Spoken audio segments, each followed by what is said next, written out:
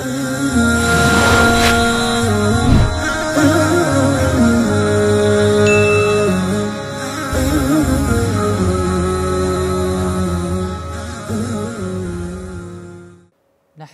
ونصلي على رسوله الكريم اما بعد فاعوذ بالله من الشيطان الرجيم بسم الله الرحمن الرحيم وقال الرسول يا رب ان قوم اتخذوا هذا القرآن مهجورا صدق الله العظيم وصدق رسوله النبي الكريم۔ محترم ناظرین، قرآن کریم کی جو آیت مبارکہ تلاوت کی گئی ہے، اس آیت مقدسہ میں اللہ رب العزت پیغمبر اسلام حضرت محمد صلی اللہ علیہ وسلم کی اس شکایت کو بیان فرما رہے ہیں جو آپ نے دنیا میں اللہ تعالیٰ سے بیان فرمائی تھی، کیونکہ کفار قریش اور مشرکین مکہ نے کہا تھا لا تسمعوا لهذا القرآن والغوا فیہ لعلکم تغلبون، اس قرآن کو مت سنو اور اس کے پڑھے جانے کے وقت شور و غل مچاؤ تاکہ تم غالب آ جاؤ گے۔ یا یہ کہ یہ آیت کریمہ، اس آیت کریمہ میں رسول اللہ صلی اللہ علیہ وسلم کی اس شکایت کا بیان ہے جو کل قیامت کے دن رسول اللہ صلی اللہ علیہ وسلم اللہ کی بارگاہ میں پیش فرمائیں گے۔ حضرت صلی اللہ علیہ وسلم فرمائیں گے خداوندہ میری قوم نے اس قرآن کریم کو چھوڑ دیا تھا، اس سے راہ فرار اختیار کر لیا تھا، اس پر ایمان نہیں لاتے تھے، اس کو سچ نہیں جانتے تھے، اس پر غور و فکر نہیں کیا کرتے تھے، اس کو سمجھنے کی کوشش نہیں کیا کرتے تھے، اس کے احکامات پر عمل نہیں کیا کرتے تھے اور اس کی منع کی ہوئی چیزوں سے نہیں رکا کرتے تھے، بلکہ اس کے سوا اور کتابوں میں اور چیزوں میں دلچسپیاں تلاش کیا کرتے تھے۔ گویا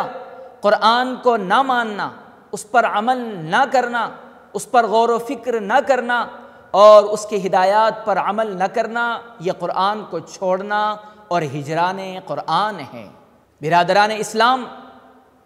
رسول اللہ صلی اللہ علیہ وسلم کی یہ گفتگو اور رسول اللہ صلی اللہ علیہ وسلم کی یہ شکایت 1442 سال کے بعد آج بعین ہی ٹھیک اسی طرح فضا میں گونج رہی ہے۔ گویا رسول اللہ صلی اللہ علیہ وسلم امت مسلمہ کی ایک بڑی جماعت کے خلاف بارگاہ ایزدی میں استغاثہ اور فریاد کر رہے ہیں، خداوندہ میری اس امت نے اس کتاب مقدس کو چھوڑ رکھا ہے، اس کتاب مقدس سے راہ فرار اختیار کر رکھا ہے، اسے طاق نسیان میں ڈال رکھا ہے، اسے پس پشت ڈال رکھا ہے، اس سے ترم و انحراف کر لیا ہے۔ وہ کتاب مقدس، وہ قرآن کریم جو انسان کی زندگی کی علامت اور نجات کا ذریعہ ہے، جو فلاح و صلاح، کامیابی و کامرانی کی ضامن ہے، جو سرچشمہ رشد و ہدایت ہے، جو سرمایہ سعادت و رحمت ہے، اس کتاب مقدس کو اس امت مسلمہ کی ایک بڑی جماعت نے طاق نسیان میں ڈال کر پس پشت ڈالے رکھا ہے۔ اسی لیے حضرت حافظ ابن کثیر رحمہ اللہ تعالیٰ عنہ فرماتے ہیں کہ قرآن کریم کو سننے سے گریز کرنا، اس کی اطاعت و فرما برداری سے سرم و انحراف کرنا، اس پر ایمان نہ لانا، یہ قرآن کو چھوڑنا، یہ ہجران قرآن ہے۔ ضرورت کے مطابق علم حاصل نہ کرنا، یہ قرآن کو چھوڑنا ہے۔ قرآن کریم کی آیات کی مراد، قرآن کریم کے منشا، اس کے مطالب اور مفاہیم کو سمجھنے کی کوشش نہ کرنا، یہ قرآن کریم کو چھوڑنا ہے۔ قرآن کریم کے اوامر کا امتثال اور اس کے نواہی سے اجتناب اختیار نہ کرنا، یہ قرآن کریم کو چھوڑنا، یہ ہجران قرآن ہے۔ نیز اسی طرح قرآن کریم کو چھوڑ کر اس کے مقابل میں دوسری کتابوں کو ترجیح دینا، دوسری چیزوں کو اختیار کرنا اور رشد و ہدایت کو قرآن کو چھوڑ کر دوسری چیزوں میں تلاش کرنا، یہ قرآن کو چھوڑنا ہے۔ لوگوں کے بیجا اقوال و آراء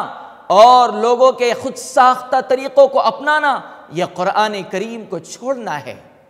یہ ایک مسلمہ حقیقت ہے کہ اس وقت امت مسلمہ کا ایک بڑا طبقہ جان بوجھ کر قرآن کریم کو پس پشت ڈال رکھا ہے، اور اس طرح ڈال رکھا ہے کہ آج سے پہلے اس طرح قرآن کریم کو امت نے پس پشت نہیں ڈالا تھا۔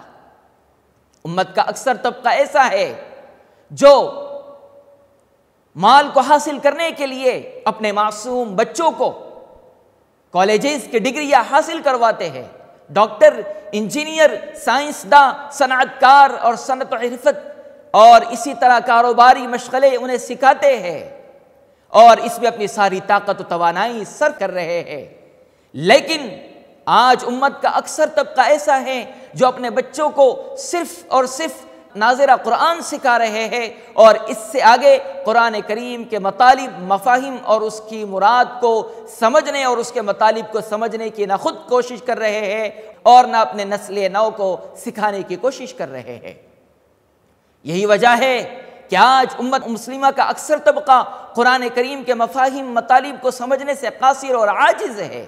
قرآن کریم کو سیکھنا اور اس کے مطالب کو سمجھنا تو دور کی بات، 5 وقتہ نمازوں میں قرآن کریم کا جو مخصوص حصہ ہم نمازوں میں پڑھتے ہیں، اکثر افراد ایسے ہیں جو اس کے مطالب و مفاہیم کو بھی نہیں سمجھتے ہیں۔ یہی وجہ ہے کہ جب وہ اپنے خالق و مالک سے سرگوشی، اپنے خالق و مالک سے مناجات کر رہے ہوتے ہیں، انہیں پتہ نہیں ہوتا ہے ہم اپنے خدا و بزرگ سے کیا عرض کر رہے ہیں۔ یہی وجہ ہے کہ آج امت مسلمہ کے ایک طبقے نے الا ما رحم ربی قرآن کریم کو اپنی عملی زندگی سے نکال باہر کر دیا ہے۔ آج قرآن کریم ہماری سیاست، ہماری سیادت و قیادت سے بالکل بالاتر ہے، بہت دور ہو چکا ہے۔ یہی وجہ ہے کہ قرآن کریم کے احکامات کی پابندی سے بیزاری ہم کر رہے ہیں۔ آج ہماری صنعت و حرفت اور ہمارے کاروبار کا اکثر حصہ سودی تعلقات، سودی معاملات پر ہے۔ یہی وجہ ہے کہ آج ہماری عدالتوں میں قرآن کے علاوہ اغیار کے قانون رائج ہے۔ یہی وجہ ہے کہ آج ہم تہذیب و تمدن اور آج ہم وضع میں یہود و نصارہ کی اور ہنود کی مشابہت اختیار کیے ہوئے ہیں۔ اسی لیے علامہ اقبال نے کہا ہے تو وضع میں تم ہو نصارہ تو تمدن میں ہنود، یہ مسلمان ہیں جنہیں دیکھ کے شرمائے یہود۔ یوں تو تم سید بھی ہو، مرزا بھی ہو، افغا بھی ہو، تم سبھی کچھ ہو، بتاؤ تو تم مسلمان بھی ہو۔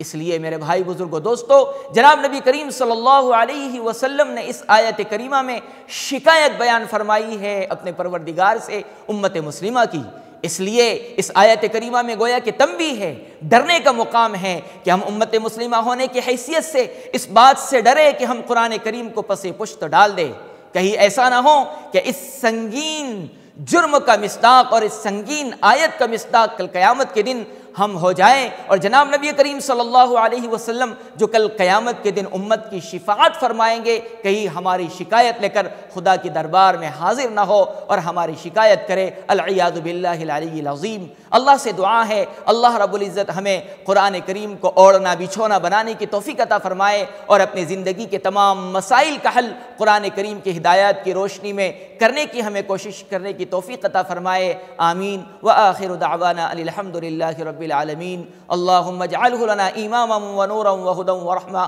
واجعلہ لنا حجتا یا رب العالمین۔ صدق اللہ العظیم وما علینا الا البلاغ۔